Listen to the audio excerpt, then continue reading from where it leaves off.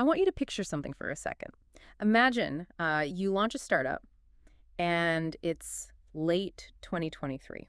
Right, so barely any time has passed. Exactly. Fast forward just a little over a year, and that company is suddenly valued at 113 billion Swedish kronor. It's just staggering. And that valuation has actually doubled just since December.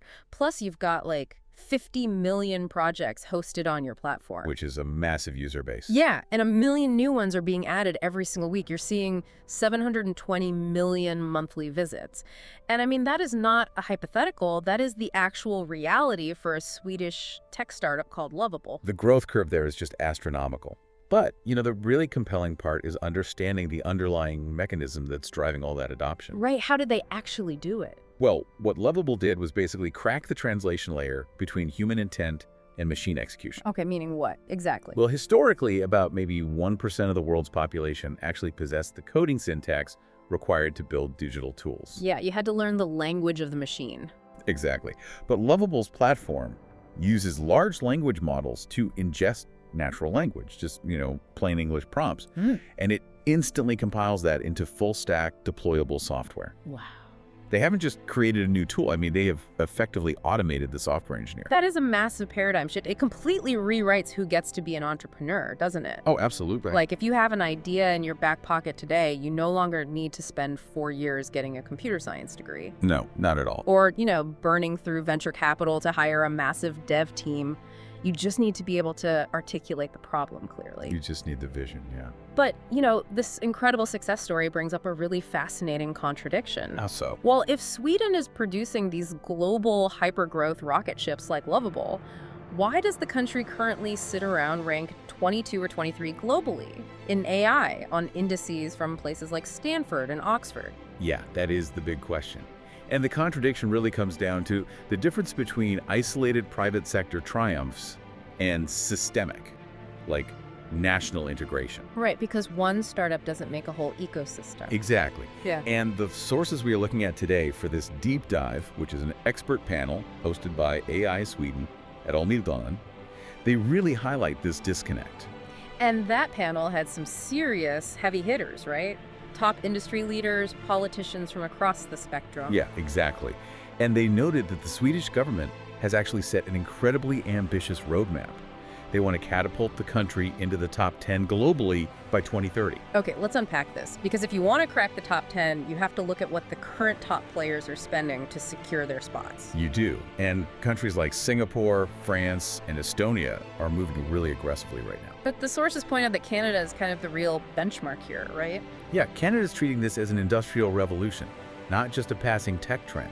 They recently introduced their third national AI strategy, and they're committing 18.5 billion Swedish kronor by 2031. Okay, 18.5 billion, that is a massive number. It is. But what really stands out is the mechanism of that investment. They aren't just creating a slush fund for generic research. So what are they doing with it? They are injecting 1.5 billion kronor directly into their healthcare system with incredibly specific operational goals. Like what kind of goals? Things like using AI triage systems and predictive resource modeling to specifically cut patient wait times. Oh, wow. So it's directly tied to patient outcomes. Exactly. And that financial injection is explicitly tied to creating 250,000 net new jobs. The Canadian state is acting like an aggressive venture capitalist with strict societal deliverables. Right. And then you look at Sweden's current governmental approach. Yeah, the contrast is sharp. The state is allocating what they call an AI data package, which basically comes out to 500 million kronor per year from 2026 to 2030. Yeah, $500 million a year. And on paper, 500 million versus 18.5 billion. I mean, it looks like Sweden is bringing a knife to a gunfight. It definitely feels that way when you just look at the raw digits. But I actually have to push back a little on comparing these raw numbers directly. Oh, really? How come? Well, I mean, is looking for a dedicated AI budget today a bit like looking for a dedicated electricity budget in the 1920s? I see what you mean. Like, should we even be trying to put AI in its own isolated financial silo at this point? That tension is actually the core of the political debate outlined in our sources. The government's perspective aligns perfectly with your electricity analogy. Right, because they see it as foundational. Exactly. Their view is that centralized, multi-billion-dollar AI budgets are fundamentally inefficient. They argue that Sweden already has massive pools of risk capital. Right, the private markets are already flush with cash. Yeah, and that investments should happen natively and organically across municipalities and regional businesses. So they don't want the state playing venture capitalist. Right. In this framework, the state's most powerful role isn't throwing grants at tech companies, but rather acting as a massive, demanding customer. Okay, so the state procures the AI services, and that lets the free market iterate and actually solve the problems. Exactly. But there is a counter perspective from the opposition. Right, because the opposition argues that organic growth alone just won't move the needle fast enough for a society-wide transformation, will it? Exactly. Their argument is that you cannot transform a society without structural integration at the highest macroeconomic levels. So they want it baked into everything. Yes. They argue that AI investment must be baked into the state's largest existing budgets from day one. Give me an example of that. Well, take the Swedish military budget. It's currently expanding toward 2.5% of GDP. Which is a huge amount of money. It's massive. And the opposition insists you cannot plan a massive defense expansion and just treat AI as a bolt-on accessory later. Right, it has to be the foundation. The AI investment has to be the architectural core of how those billions are spent, whether that is in national defense logistics, rethinking the welfare state, or optimizing elderly care. So both sides totally agree that AI is mandatory, Oh, absolutely. but they are fundamentally split on whether the financial engine should be top-down structural reform or bottom-up market procurement. That's exactly it. That's the ideological divide. But, I mean, even if we solve that macroeconomic debate, capital is completely useless without the human minds required to actually build and train these models. Oh, 100%. It's a talent game. If Sweden wants to go toe-to-toe with Canada or Singapore, they have to attract and honestly desperately try to keep top-tier global AI talent. Right, which brings us back to Lovable. Yeah, let's look at them again. They scaled to 250 employees in just 18 months, and they are pushing for 400 soon. That is a crazy hiring spree. It is, and the talent bottleneck is where this top 10 roadmap hits a wall of international reality. Because it's a global market now. Totally. Every single time a Swedish company makes an offer to a top-tier machine learning engineer, that candidate is holding it up against competing offers from Silicon Valley, London, or Toronto. And the sources acknowledge that housing shortages and complex talent visas are, ongoing friction points. Yeah, the bureaucracy is tough. But here's where it gets really interesting. Because the modern tech worker's psychology has shifted. How so? They don't just want a massive monthly salary anymore. I mean, they view a salary simply as living expenses. Right, the cash just pays the rent. Exactly. What they actually want is a seat at the ownership table. If you are building a foundational model that might change the global economy, you expect equity. You expect to own the upside of your innovation. And that expectation collides violently with the specific mechanisms of Swedish tax law. Yeah, this is the big hurdle. The critical tool for value sharing is employee stock options, what are called personal optioner. Right. And the sources highlight that offering these options in Sweden is significantly more punishing than in global rival markets. Okay, break that down for us. Why is it so punishing? Well, in places like Silicon Valley, options are generally taxed as capital gains when you sell the stock, which is a much lower rate. Makes sense. But in Sweden, historically, these options have often been taxed as regular employment income. Oh, wow. Yeah, which can push the marginal tax rate above 50% for the employee. Which is just brutal for the employee. But it also creates a massive structural risk for the startup itself, doesn't it? It creates a tremendous cash flow liability. How does that work?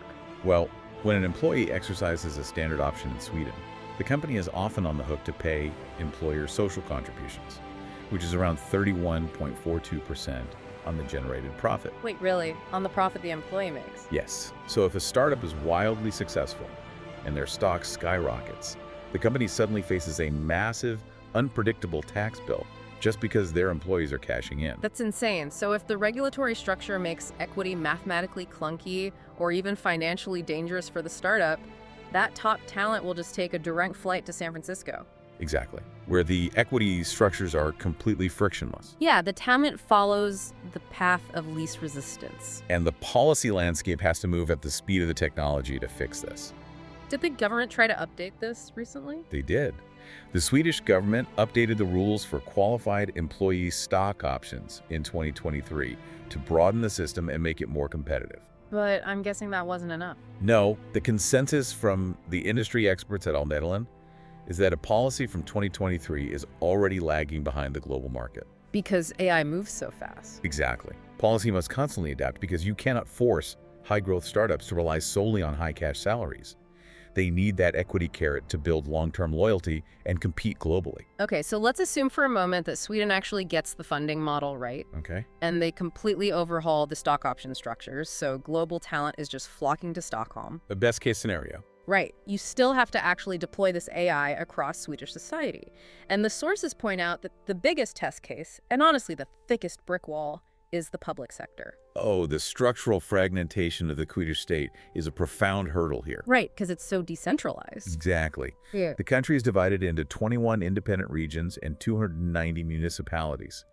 In the panel discussions, these are referred to as silos or stupor, which basically means vertical drain pipes. Stupor, meaning information goes up and down within a local government, but it never actually crosses over to the neighboring town. That's right. And the mechanism of that isolation is rooted in strict local interpretations of things like the Patient Data Act and the GDPR. Combined with wildly different legacy IT systems, I imagine. Oh, absolutely. So if 21 different regions try to build 21 separate AI triage systems for their local hospitals, they cannot legally pool their citizen data to train the model effectively. Which is the whole point of AI. You need massive data. Exactly. They're duplicating costs, hoarding data, and utilizing entirely different cloud architectures. Which creates a scenario where the quality of your digital welfare, like whether an AI catches your medical condition early, depends entirely on the postcode of the municipality you happen to live in. Yeah, it becomes a postcode lottery. And that completely betrays the Swedish model of equal welfare for all. It forces a massive disparity in care and efficiency. Now, the government is attempting to bridge this with initiatives like AI Verkstad, which translates to AI Workshop. What does that actually do?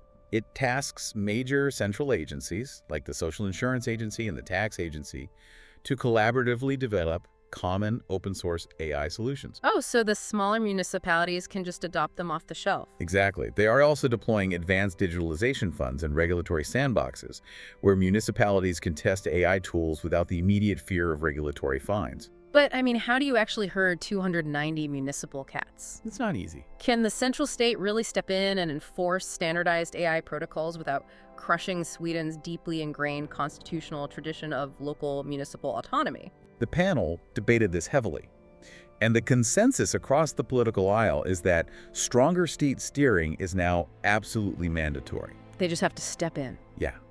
We have moved past the era where local self-governance means running your own server rack in the basement of a town hall.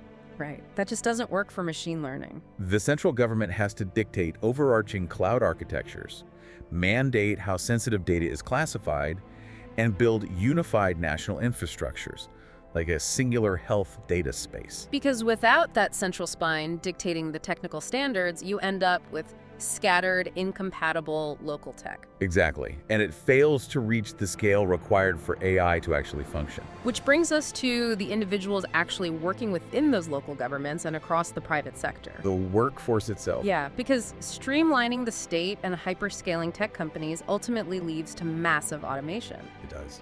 We have to talk about what happens to the everyday worker when AI fundamentally rewrites the value of human labor.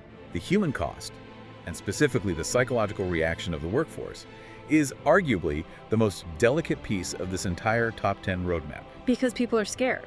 Exactly. The experts emphasize that if workers feel an existential threat from AI, if they believe a new algorithm means immediate destitution, they will actively resist the integration of the technology. Right, and if the workforce digs its heels in, progress halts entirely. You end up with organized resistance, and society just rejects the transition. To prevent that, Sweden relies on its modern safety nets. And the sources argue these are actually engines for innovation rather than just, basic welfare. Give me an example. Well, take the Swedish unemployment insurance, the a-kassa. The structural purpose of this system is to act as a macroeconomic shock absorber. A shock absorber. Yeah. It ensures that if a worker's specific role is automated, they don't immediately lose their home or have to pull their kids out of school. It provides the financial breathing room necessary to absorb the shock of disruption. And the really unique piece of this puzzle is the transition study support, right? The omställning study stud. Yes. The panel highlights this as arguably the most advanced system on the planet for midlife reskilling. Why is it so unique? It doesn't just offer free tuition. It actually replaces a significant portion of an adult's salary so they can afford to go back to school in the middle of their career. Wow, so you don't have to bankrupt yourself to learn a new skill at age 40. Exactly. When you pair that financial backing with government initiatives like the new STEM strategy and expanding university spots for engineers, you create a workforce that is structurally incentivized to stay agile. Well, let me play devil's advocate for you listening right now. Okay, go for it. Let's say you are a young person who just got accepted into a traditional, prestigious degree program, maybe corporate law or financial auditing. Traditional secure jobs. Right. Given the pace at which AI is moving, isn't there a severe risk that your highly specialized, very expensive education is basically obsolete on day one? The reality check from the panel is that the definition of expertise is fundamentally changing. Okay. How so? The era of getting a gold watch for executing the exact same rote skills for 30 years is over. But your degree isn't obsolete, it just requires a different framework. What kind of framework? The modern worker needs to build composite skills. Composite skills. Yeah, so the AI handles the massive data processing, the contract parsing, or the baseline code generation, and the human handles the strategic synthesis, the ethical judgment, and the client relationship. So you aren't fighting the machine, you're managing it. Exactly. The safety nets exist to help workers pivot, but the expectation is a highly fluid career where you are constantly learning how to use AI as a co-pilot rather than competing against it. So we have dissected the workforce, the municipal data silos, the talent tax structures, and the global budgets. We've covered a lot of ground. We have. But to bring this full circle, we need to zoom all the way out from the individual worker to the physical, geographical reality of AI actually running on Swedish soil. Because AI requires an astonishing amount of physical infrastructure. We are talking about data centers consuming power on the scale of gigawatts. Right. The cloud isn't actually in the sky, it's on the ground. And this introduces the looming geopolitical threat of digital sovereignty. Right now, massive American tech giants are lining up to build hyperscale data centers in Sweden. Because Sweden offers cheap, cold land and historically cheap green electricity, it's the perfect environment for a server farm. It is. Foreign investment is generally welcomed, of course, but the sources highlight a shared political anxiety across all parties. What are they afraid of? The fear is that Sweden could be reduced to a mere raw material producer in the AI age. A raw material producer, like a mining colony, but instead of extracting iron ore, they're extracting compute power. That's a perfect analogy. The mechanism of that extraction is the real threat here. Foreign monopolies could come in, consume the cheap green power and physical space, but the actual value creation, the intellectual property, the software innovation, the massive profit margins will be extracted and sent straight back to Silicon Valley. They just take the value and leave the heat exhaust. Basically, yeah. Furthermore, if these foreign server farms consume all the available capacity on the Swedish grid, it could completely derail Sweden's own domestic green tech transitions. Oh, because there's only so much power to go around. Right. Initiatives like the fossil-free steel plants in the north could literally be starved of the electricity they need to operate. So what does this all mean? The roadmap for Sweden to hit that top 10 spot by 2030 is an incredibly complex balancing act. It really is. They have to match the bold, targeted ambition of countries like Canada. They have to urgently restructure the tax mechanics around stock options so that top-tier talent isn't penalized for building startups in Stockholm. And they have to break down the legal silos of 290 municipalities by providing strong, centralized cloud infrastructure. While still keeping people employed. Exactly. They have to leverage their unique safety nets to ensure workers can afford to pivot rather than panic in the face of automation, all while fiercely protecting their digital sovereignty so they don't just become a battery pack for foreign tech giants. It requires a holistic redesign of society. We are moving far beyond just updating a few tech policies. Which leaves us with a final, really provocative thought from the deep dive. During the panel, a historical comparison was made to the Swedish home PC reform of the 1990s. Oh yeah, that was a huge moment. Back then, the government allowed employees to lease desktop computers tax-free, which put hardware into almost every home in the country. It was a massive equalizer that built the foundation of Sweden's early tech dominance. It essentially democratized digital literacy for an entire generation. So the question for you to ponder is this. As we face this new technological revolution, what is the AI equivalent of the home PC reform? It's a great question. We know that just relying on the free, limited versions of consumer AI isn't enough to build true, widespread expertise. How do we democratize access to the next generation of AI infrastructure? Is it state-subsidized API access? Or is it national compute credits for every citizen? Think about what that kind of democratization would look like in your own industry. Because if we want a future filled with hyper-accessible innovation, where anyone can build the next 113 billion kroner company like Lovable, we have to figure out how to put the absolute best tools directly into the hands of everyone, not just the tech elite.